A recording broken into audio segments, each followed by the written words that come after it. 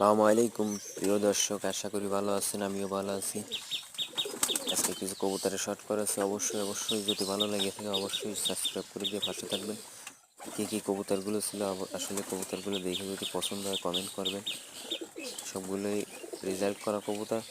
আমি দেখতে থাকুন, আমি আপনাদের দেখানোর চেষ্টা করতেছি। আর অবশ্যই চ্যানেলটা অবশ্যই সাবস্ক্রাইব করে দিয়ে পাশে থাকবেন যদি ভালো লেগে থাকে।